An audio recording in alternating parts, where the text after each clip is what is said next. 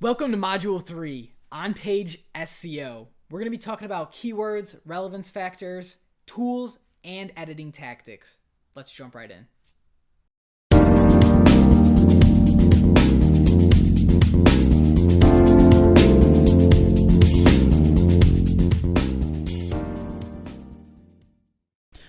All right. So this is our on-page content section. We're going to be talking a little bit about keywords, relevance factors, tools, and editing tactics. This is specifically for on-page content, on-page SEO. So the goal for this would be to clean up your content for your users as well as for search indexing. So search engines index websites for relevance. When you write a paper, having citations and relevant text to the topic that you've been assigned to are probably indicative of good writing or a good paper. So similarly, if you're making content on page that's correlating with the topic you're covering or the keyword/key phrases, you probably have a good website. So I have a nice little tool here at website.grader.com. It's a HubSpot grader, and I use it frequently for just kind of getting a basic idea of kind of what is going on with a website if I don't want to do it manually, which I'll show you the manual process here in a minute. So let's take a look at maybe like facebook.com. Facebook.com. So you don't need an email, even though they ask for it. It's really nice that they made it optional. So it kind of runs its thing, and it gives you a this is 30,000 feet. And in fact, even if you have 100% on this, or like a 99, 98, you may still not have good SEO. So just because you have a good grade here does not mean that you are doing well in search rankings or other things. You have to know how to apply this knowledge. But what it does do is give you some indicators of some on-page factors. So let's just skip directly down to SEO. These are kind of more on-page factors. So page titles are super important, meta descriptions, headings, and sitemaps. These are the things that the HubSpot grader looks for.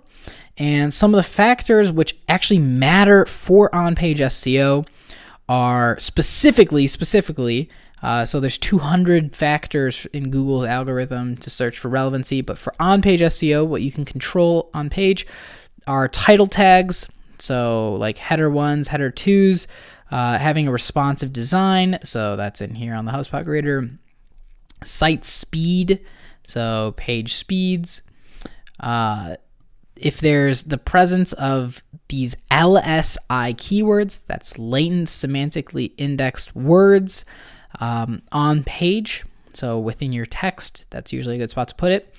Alt text, using keywords, so alternative text with your images. We'll take a look at some of that. Then, of course, having social sharing buttons and having plenty of content to kind of reinforce the dwell time and the click-through rates for your website, as well as internal linking and internal navigation. Then, of course, outbound links to other websites builds huge credibility for you.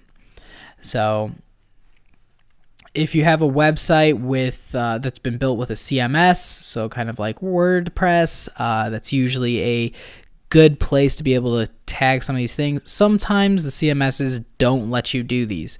So let's go ahead and take a look at Facebook really quick, so that way I can show you how to do this sort of in a manual kind of process, or where you'd be able to at least check this out yourself. So the first place you can go is just go ahead and right click, and you'll see inspect or something like properties or elements, that kind of thing. And what you want to do is go to the side into this box here, check out the head element, and if you just find, let's go ahead and use the description as an example. So description, and we're looking for meta, name, description, and this is the meta description assigned to Facebook.com. So they say create an account or log into Facebook, connect with friends, family, and other people you know, share photos and videos, send messages, and get updates. So when Google or other search engines crawl over and they see this meta description, it gives context to what Facebook might be about. So I'm sure Facebook gets a lot of its traffic from people just searching for the name Facebook because everybody knows Facebook at this point. But if someone didn't know Facebook and they were looking for a way to connect with friends, family, and other people, and you might search this, so connect with friends and family, I bet Facebook will probably come up.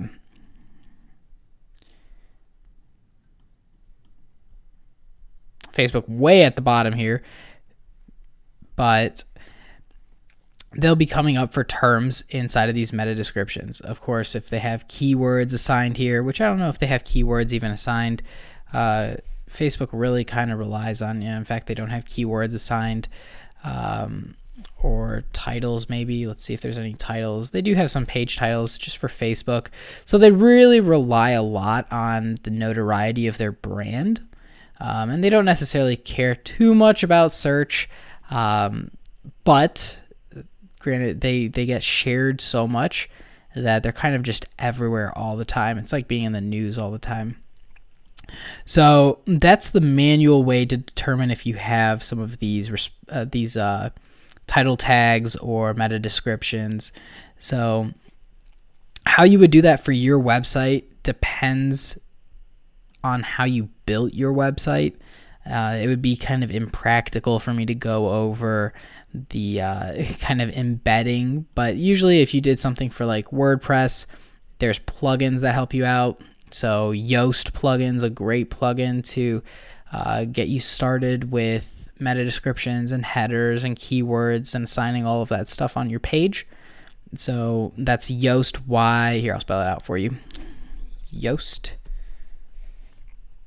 Yoast, and it's just a plugin that helps out for WordPress specifically. Wix or Squarespace will have their own like search engine optimization sort of plugins and accessibilities, which you should go over and just check those out.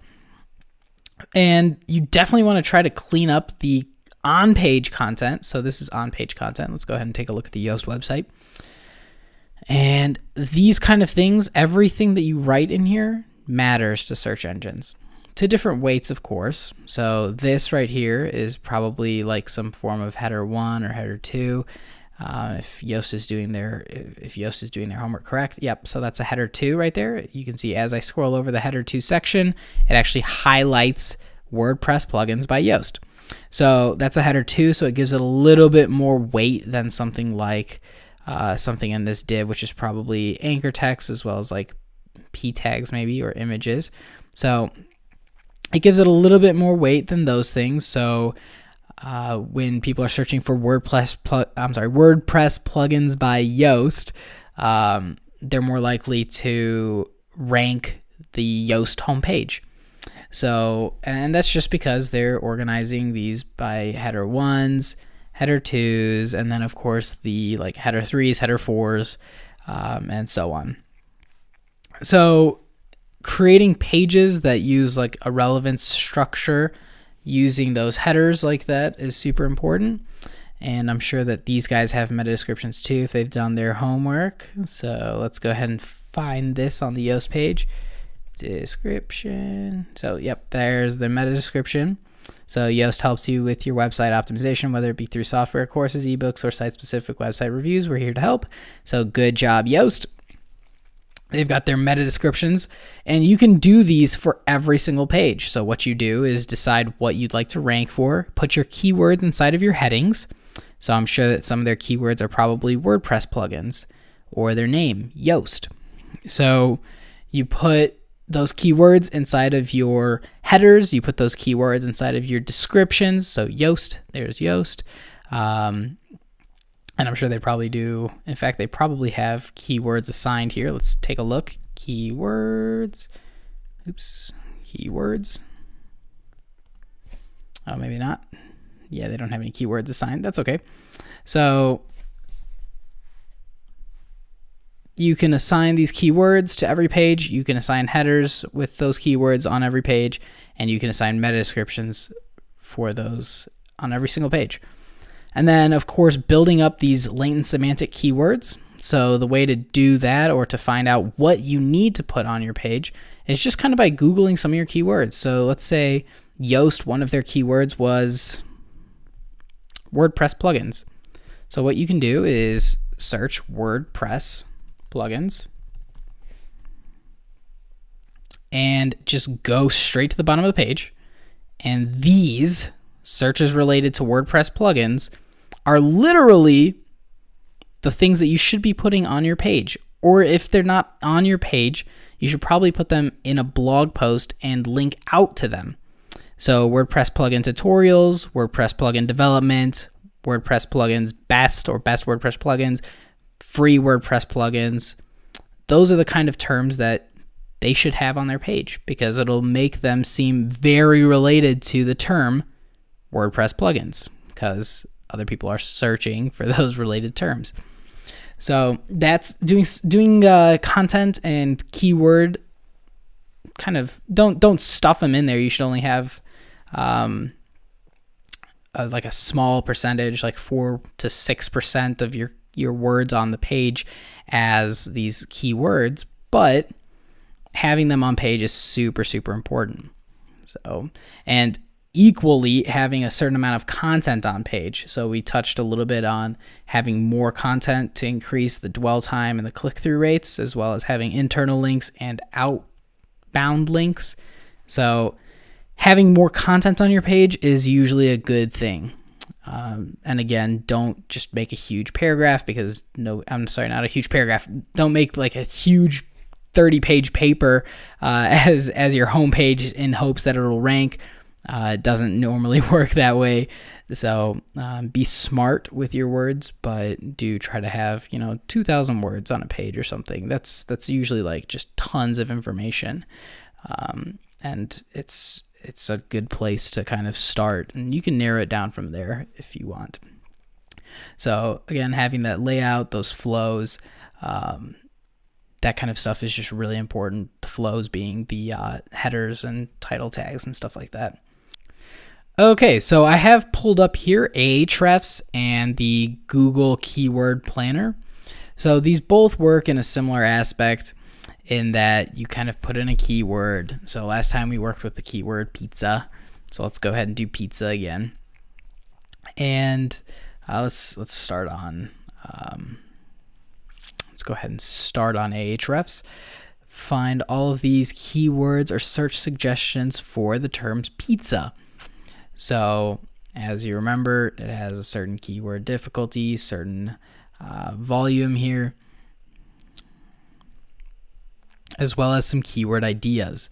So these kind of things are, if you're trying to rank for the word pizza, are probably the things that you should also include within your anchor text or your meta descriptions. They're just kind of the terms that have some relevance to the term pizza. So this is a great spot to start.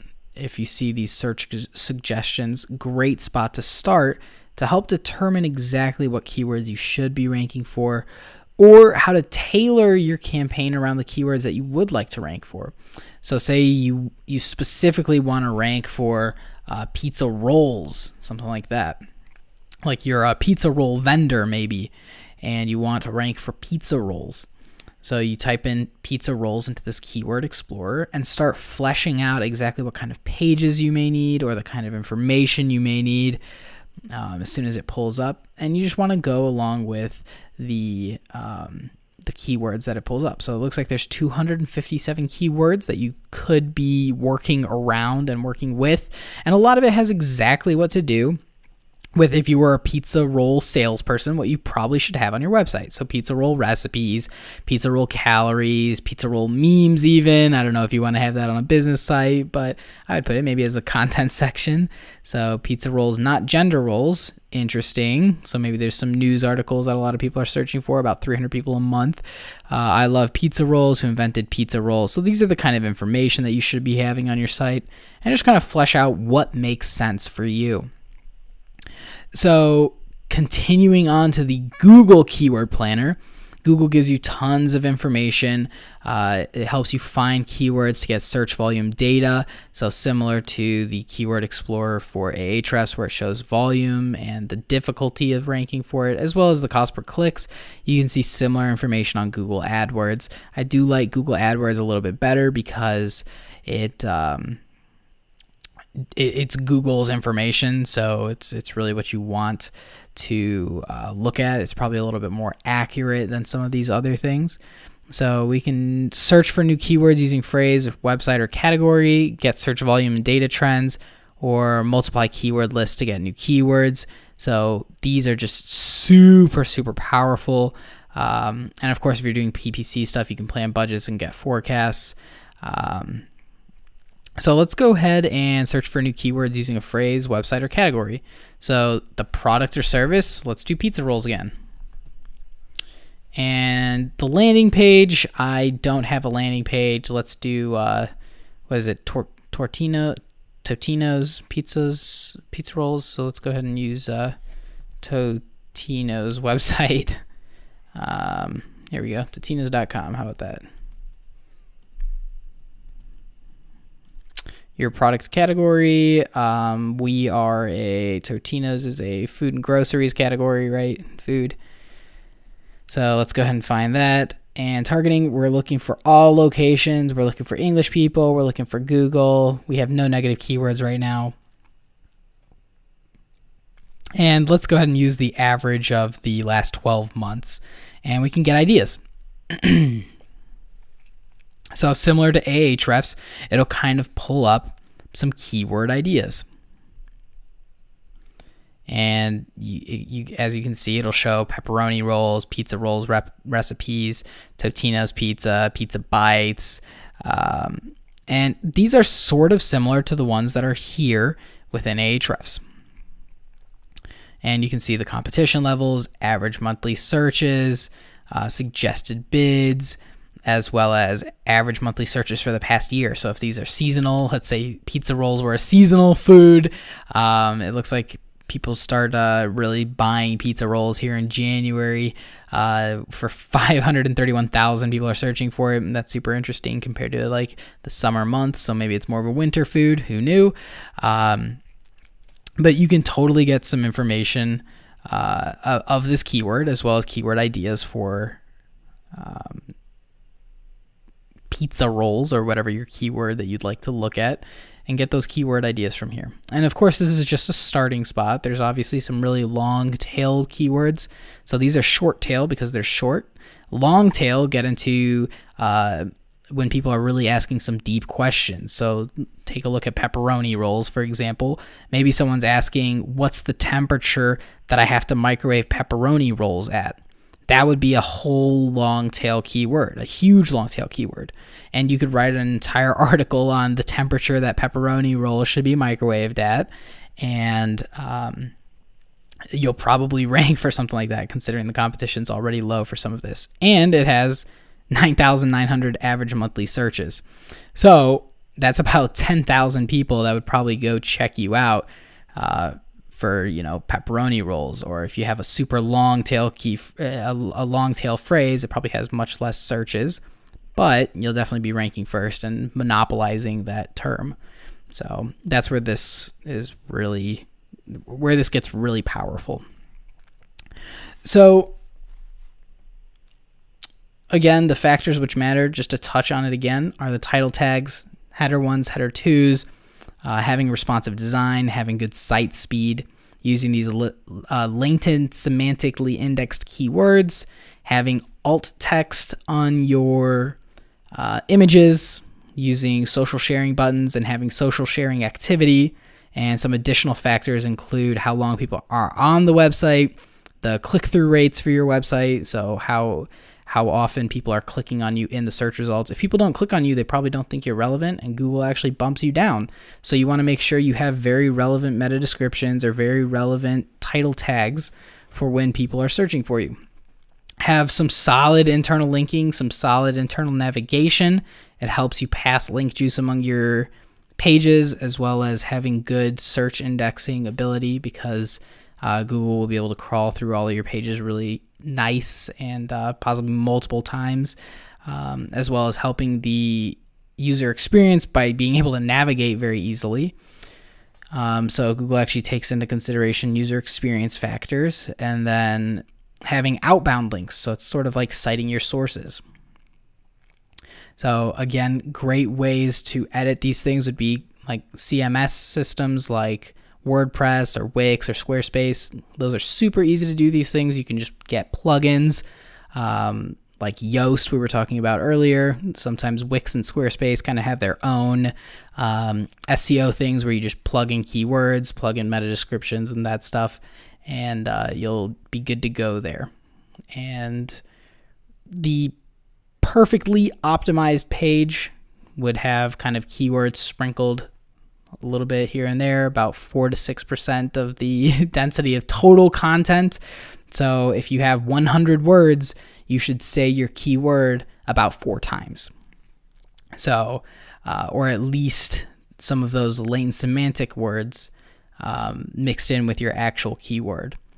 So building something like a Wikipedia page, like Wikipedia pizza rolls, having some similar structure like this is actually really powerful. So actually, let's do a better term here. So having some internal linking, having links out to different pages, having some images. Usually there's an image here. Having tons of content on page. That's technically the best way to have a page as like an SEO page, right? It has a header and then subheaders. So kind of think of it this way. And then of course it silos out to different pages using links. So if you can kind of keep a structure like that, you'll be doing pretty well for yourself. So on to link tactics. I really enjoyed on-page SEO. I'm looking forward to seeing you guys in Module 4, Link Tactics.